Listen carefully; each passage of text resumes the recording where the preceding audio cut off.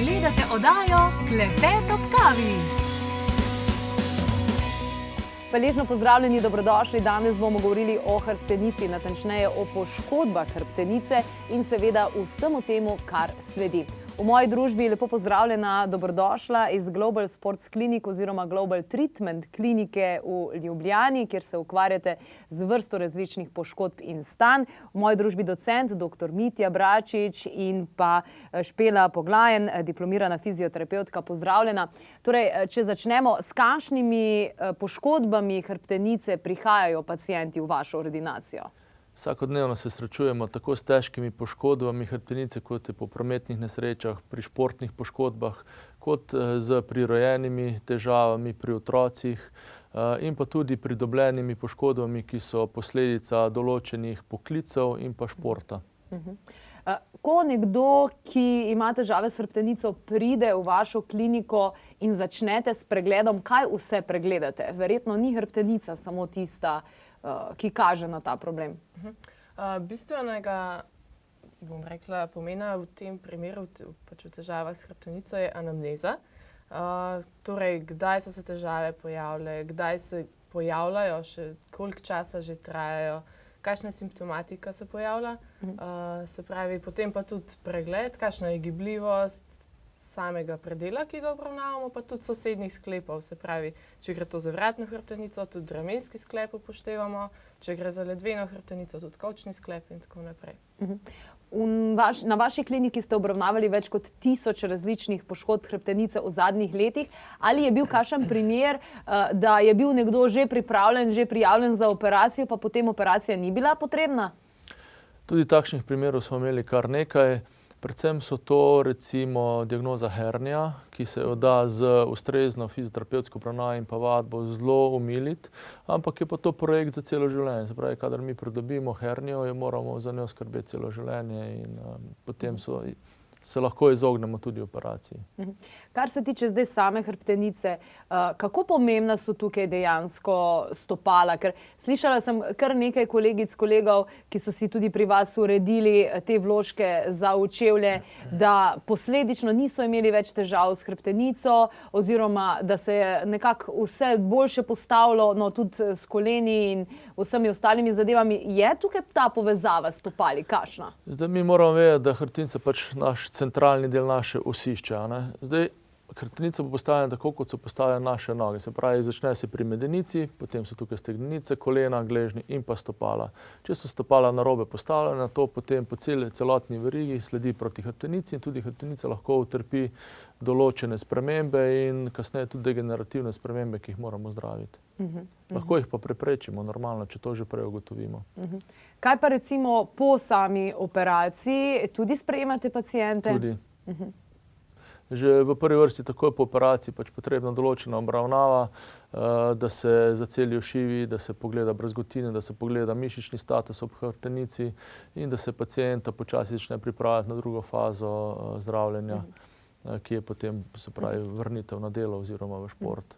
Kakšno tehnologijo uporabljate pri samem fizioterapevtskem obravnavanju poškodb hrbtenice? Glede na to, da vaša klinika je znana po zelo inovativnih pristopih in uporabo resnično sodobne, celo kvantne pravzaprav tehnologije. Veliko uporabljamo magnetolit, to je magnetoterapija. Uporablja se tudi laserska terapija. Potem je pa zelo pomembna pri obravnavi hrbtenice tudi protibolečinska oziroma hit-up elektroterapija, s katero dovajamo v bistvu v telo visoko energijo prek visokofrekvenčnih električnih tokov. Potem pa so še diatermija in seveda pač vadbena terapija, ki je bistvenega pomena pri Se pravi, vadbena terapija individualno za posameznika verjetno? Tako, mi se vsakemu posamezniku posebej posvetimo, zato pravimo tudi funkcionalni pregled hrbtenice. Pri hrbtenici pa seveda obravnavamo tako ramenski obroč, potem imamo centralni del hrbtenico in pa noge. Noge so ključnega pomena, ker pač nosijo našo hrbtenico in če imamo šibke noge oziroma imamo težave z nogami, tudi hrbtenica ne more biti zdrava, ker potem ves čas kompenziramo naše gibanje. Doktor Bračič, vi ste pravzaprav sodelovali s številnimi vrhunskimi športniki, ki resnično delujejo v samem vrhu, svetovnem vrhu. Ali vendarle nekdo, ki ima težave s hrbtenico, ki mogoče čaka na operacijo, ali jo bo potreboval oziroma nasploh ima konstantno težave, ne glede na to, kolikokrat gre na masažo ali pa koliko blokad dobi, ali lahko pričakujejo, da ga boste vi obravnavali? Koliko ste prisotni dejansko v svoji kliniki? Jaz sem dnevno prisoten v svoji kliniki od 8 ure do 16 ure popoldan. Je pa tako, zdaj je potrebno res ugotoviti, ali imamo težko strukturno poškodbo hrbtenice, se pravi, da hrbtenice ne moremo pozdraviti, da je lahko samo kirurško. Če lahko konzervativno, imamo tukaj ogromno orodij, s katerimi lahko človeka postavimo nazaj na noge. Mi smo imeli ogromno število vrhunskih športnikov, tako gimnastičarjev, košarkarjev, kajakašev, ki so imeli ne samo eno hernijo, po 2, 3, 4 hernije in so se vrnili nazaj v vrhunski šport, so nastopili tudi potem na olimpijskih igrah in bili uspešni. Wow, dejansko to se da? Da se, ja. Ampak se pravi, hrbtenica je življenjski projekt in za našo hrbtenico moramo zelo dobro skrbeti. Glede na to, da na vaši kliniki imate ta celostni, holistični pristop, s čim je povezana hrbtenica? V zadnjem času ugotavljamo, da zelo z našim mentalnim zdravjem. Se pravi kaj? Premalo odločni, premalo se znamo postaviti za sebe v tem smislu? Predvsem v smislu straha. Straha, kaj bo v prihodnosti. Tukaj se potem odraža tudi na naši hrbtenici. Kako dolgo traja neka fizioterapevtska obravnava pri nekih težavah, ki jih imamo s hrbtenico? Seveda je to dlje, kadar gre za operacije, kot pri nekomu, ki pač ni najdel olajšanja pri masaži. Zelo je v bistvu odvisno, v kateri fazi človek pride do nas. Se pravi, prej, ko pride, ko se mu pojavi težava, hitrejše lahko odpravimo. S tem mislim na te hude bolečine, ki so prisotne v tem trenutku. Seveda pa to, tako kot sem že omenila, pomeni pač dolgoročno vsaj en delo vsak dan na hrbtenici. Zdaj, če gre pa za neke dalj časa trajajoče težave, pa recimo tudi hujše, pa potem traja dalj časa. Težko je tle dati nek odgovor točno v tednih ali pa ne vem, v dneh, ker je pač vsak človek individuum in poteka prilagojeno vsakemu posebej. Če nas boli hrbtenica, pomeni, da moramo več ležati, da moramo več počivati, da ali ne? Moja kolegica pravi, da rest izrast. To pomeni, da bomo zarjaveli, če bomo ležali. To pomeni, da se je treba spraviti k delu, da je potrebno obiskati strokovnjaka fizioterapije, da vam pomaga pregnati bolečine in pa strokovnjaka za ustrezno vadbo, ki vam bo pomagal se postaviti nazaj na noge. Ker potrebno je vedeti, da ogromno simptomatik se da ugotoviti za diagnostiko. Jaz, ko delam samo diagnostiko, vidim, da recimo imamo dominantno pa nedominantno stran telesa. Dobro. To pomeni, pri določenih poklicih ali pa športih ena stran telesa dosti bolj aktivna, se pravi, vleče energija na eno stran hrbtenico, na drugi strani, če je šibka hrbtenica, pač to popusti in se pojavijo preobremenitve na eni strani telesa. Moja kolegica se ukvarja tudi, pozabila povedati, z udarnimi globinskimi valovi. Udarni globinski valovi je pa tehnologija, s katero lahko izjemno razbremenimo mišiče ob hrbtenici globinsko in bom rekel, kot da osvežimo našo hrbtenico, prekrvavimo jo bolj potem dobi več hranil, boljša energija, pretok po hrbtenici je boljši tudi v našo glavo in je tudi počutje dosti boljše. In pa potem, bomo rekel, vzpostavimo nek energijski in pa telesni balans. Bi rekla, da po tem takem se pojavijo ti zaželeni stranski učinki, kot so bolje vidiš, bolje slišiš, glede na to, da vso živčevje poteka potem lažje, boljše. Res je, preko hrbtenjače normalno se poteka v našo glavo. Delo za računalnikom ali pa neaktivnost povzroči, ali pa recimo tudi strah povzroči, da se mi stisnemo. Se pravi, naše mišice ob vratu se zelo stisnejo in preprečujejo dober pretok krvi v glavo, pretok energije v glavo, delovanje živčev in potem pridejo glavoboli, slabo počutje in podobno. Te stvari se da zelo dobro odpraviti. Zdaj, živimo v času, kjer tehnologija zelo hitro napreduje na vseh področjih in hvala Bogu tudi na področju skrbi za zdravje za človeka. Bi lahko mogoče zelo iskreno o tem, katere napake se še vedno delajo pri rehabilitaciji hrbtenice, ki jih vi na vaši kliniki recimo ne ponavljate? Napake. Mogoče ravno to, preveč počitka? Ja, jaz bi rekla to, ja. Predvsem pa se dogaja, da se ljudje zelo bojijo potem.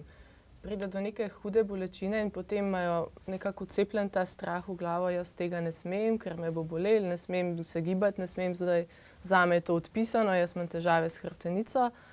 Mislim, da je predvsem treba spodbuditi ljudi, da se pač začnejo nazaj gibati. Ni zdaj pač, danes me boli, jutri pa že lahko grem teč. Pač za vsakega je treba najti neko vajo, ki mu bo v tistem danem trenutku ustrezala in se potem pač stopnjuje vse to, ne. Tako da jaz mislim, da še vedno je pač predvsem gibanje tisto, ki se ga pa ljudje bojijo in ga je treba Torej, spodbuditi. ustrezno gibanje predvsem. Tako. Če nekoga, ki zdaj mogoče, ne vem, dela od doma, ki tako in tako veliko sedi in podobno, pa ga boli skozi neki hrbet, pa gre vsake toliko časa mogoče na kakšno masažo, pa če si bo recimo kupil dober, kvaliteten stol, a bo to dovolj? Da vam bo povedal tako, ne. Mi, ko veliko delamo za računalnikom, trpi naše celo telo, naša hrbtenica. Zdaj, kaj smo naredili z masažo? Mi smo te mišice še bolj zmehčali. In mi, ko se bomo spet usedli drug dan za računalnik, pač se bomo sesedli. Sesedli se bomo. Mi moramo mišice krepiti. Če želimo imeti dober steber, ga moramo krepiti. Ker če ga bomo skozi drajsali gor dol, pa skozi masirali, bo te mišice izgubile funkcijo. Tem je največja napaka, ko vsi mislijo, se grem na masažo, ne. Masaža je sproščanje, vadba je pa postavitev našega stebra. In se pravi, mi moramo tukaj balans doseči. Ne samo sproščanje, ampak tudi moraš nekaj narediti za to, da bo tvoj steber trden in da boš lahko normalno delal in funkcioniral. Se pravi, kaj, da imajo mišice dober tonus, da so Tako. dobro natrenirane, Tako. da držijo gor. Predvsem pa ugotoviti, katere mišične skupine so tiste, ki so, bom rekel, glavne, ki vlečejo našo hrbtenico, pa katere so tiste, ki so šibke. Tukaj ta balans vzpostavi, da bo naša hrbtenica lepo postavljena v naš telesni sistem. Kaj pa se tiče mogoče otrok? Veliko ljudi v tem času govori, da bi šolstvo potrebovalo veliko reformo, da preveč sedijo, da se premalo gibajo, da je preveč te take in drugačne drže. Koliko težav imate dejansko ravno pri otrocih, torej da imajo otroci težave z hrbtenico? Ogromno. Bom rekel, da šola je zelo velik problem glede na funkcioniranje našega telesa. Potem je tukaj še strah, potem je tukaj še stres, potem v zadnjem času, ker so otroci pač nimajo odmorov več na Zoomu, na računalniku, se proces kar sledi. Prej so se sprehodili po hodnikih, pa na malico, pa malo so se poigrali, pa športno vzgojo, zdaj tega ni več. Zdaj samo pač 8 ur sediš in gledaš ekran, kar je že za nas zelo velik napor, za otroke še pa večji, ne. In je potrebno otrokom dati zadostno mero, bom rekel, gibanja, ki ima smisel. Ne, ljudje še vedno mislijo, se hodim na sprehod, 1 uro, 2, 3. Sprehod je super, ampak sprehod ni, bom rekel, način krepitve naše hrbtenice pa našega zdravja. To pač spet eno sproščanje, malo se nadihamo, ampak hoja zna biti tudi kontraproduktivna, če imamo težave, se pravi stopali, izgležnost kolen, ker spet kompenziramo našo gibanje. Kakšno vadbo bi priporočali za hrbtenico? Zaradi tega, ker če pogledamo, imamo ogromno takih in drugačnih variant, ki nas vabijo, pa pilatesi, pa joge, pa aerobike. Kakšen je vaš pogled na to? Spet bom rekel, trend iz Amerike je bil core, se pravi naš trup. Se strinjam. Kaj pa nosi naš core? Naše noge. In ključ problema pri hrbteničarjih so šibke noge. Ne? Bom rekel, v zadnjih 500 primerih, ko smo delali na hrbtenici, so ponavadi šibke glutealne mišice, zadnje stegenske mišice in pa meča. In ko bomo mi zadnjo verigo okrepili, bo tudi hrbtenica lepše stala in bo imela manj težav z vzpostavljanjem ravnotežja naših šibkih nog. In tukaj smo potem spet pri stopalih in spet pri tem, na kakšen način dejansko delujejo vložki. Tako, ker moramo vedeti, da pač noge nosijo naš trup, našo hrbtenico, in če so noge šibke, hrbtenica ves čas lovi naše ravnotežje in preveč dela, preobremenjena je. Vidim, da veliko ljudi, ki ima težave s hrbtenico, ne v smislu prirojene skolioze in tako naprej, ampak pač boli jih. Brez problema odštejejo celo nekaj tisoč evrov za nek dober stol. Ne peljejo pa mogoče sebe na servis, na en tak pregled oziroma na nekaj takega malo bolj konkretnega, celostnega. A bo ta stol dejansko lahko pomagal ali bi bili drugi koraki veliko bolj učinkoviti, veliko bolj optimizirani? In kateri bi bili ti koraki? Jaz rekel tako, če imamo mi zdravo hrbtenico, lahko sedimo na kakršnem koli stolu. Pač ne rabimo neke potuhe. Če pa mi ne skrbimo za naše telo, pa vedno iščemo izgovor. Ljudje so še vedno, v času marketinga, spleta, Instagrama, Facebooka, vedno išče hitre rešitve. Prišli bi naenkrat na vadbo, jaz se pa bom pa jaz doma. To ne gre. Ker če bi to bilo tako, potem ne bi ljudje študirali po 10, 20, 25 let, kako rešiti težave s hrbtenico, če bi to bilo takole preko interneta. Isto Zoom vadbe. Jaz pri svojem delu vsakodnevnem, ko naredim recimo po 20 pacientov, vidim, ko ljudem 5-krat pokažem določeno vajo, kako se izvede, še v 6. primeru ne izvajajo pravilno. To pomeni, da preko kamere bom pa sigurno neuspešen in bom lahko naredil še več škode. Kakšno je stanje zdaj po počitku, po vsem tem, kaj se je dogajalo? Mentalno so bili ljudje precej prizadeti in to je zagotovo vplivalo tudi na fizis oziroma obratno to, da se nismo imeli priložnosti dovolj gibati. Ja, se opazi, mislim, je več ljudi, ki imajo težave s hrbtenico in vratni in ledveni del. Ves ta, v bistvu bomo rekli, ta lockdown, to sedenje, manjkanje gibanja je vplivalo. Pojavlja se več pacientov s težavami v vratni hrbtenici, tudi v ledveni imamo kar dosti primerov. Pa tudi otroci, res je zdajle kar pojav otrok s težavami v hrbtu. Kako je pri nosečnicah? Sama vem, da moja kolegica Neža je imela velike težave s hrbtenico, zelo jo je bolelo, potem si je dala pa tele zadeve zrihtati in je bilo okej. Po drugi strani imam tudi veliko prijateljic, ki so imele krasno držo, dober tonus, dober kor, vse in po nosečnosti se jim je vse nekako podrlo, slabša drža, noge so čist drugačne, ampak dobro, mogoče sem to opazila kot delovni terapevt, drugi mogoče niti ne bi. Kako je s to nosečnostjo, ker to je kar konkretna teža, sama sem bila 42 tednov noseča in je kar obremenitev. Ja, bom rekel tako, da normalno povečanje telesne mase je večji pritisk tudi na naša stopala, gležnje, kolena, kolke, na hrbtenico. V normalni nosečnosti je vadba izjemno zaželjena. Se pravi, nosečniška vadba, za krepitev mišic, nog, hrbta in podobno. Potem naši fizioterapevtke ogromno delajo tudi na sproščanju mišic, na protibolečinskih terapijah, tudi kineziotape dajo na hrbet, imajo izjemno dobre lastnosti. Treba je pa vedeti, da tukaj so stopala tista, ki zelo trpijo. Se pravi, ta povečana teža za 15, 20, tudi 25 kg nam stopala potisne nadol. In mi smo tudi, bom rekel, v nosečniški fazi in tudi po nosečnosti izdelali ogromno ortopedskih vložkov za podporo stopal in se v bistvu pri ženskah spet normalno vzpostavi en telesni balans in pa normalno po nosečnosti nekaj časa je potrebno spet začeti za vadbo, da okrepimo nazaj našo mišičje. Se malo razštelamo ženske po nosečnosti, ne? Ja.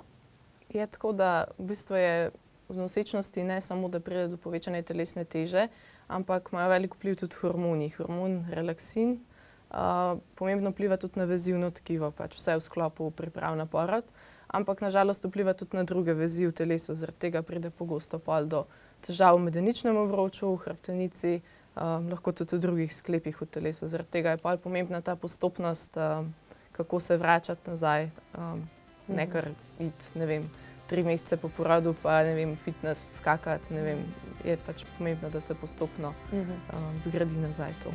Najlepša hvala, še veliko dobrih, krasnih zgodb in še bolj konkretno številko kot 1000+ primerov pacientov s težavami s hrbtenico vam želim na vaši kliniki. Vam, spoštovani gledalci in gledalke, pa Klepet ob kavi vsekakor želi in priporoča, da vendarle naredite servis svojega telesa, še avto peljete na servis, kdaj pa ste nazadnje sebe.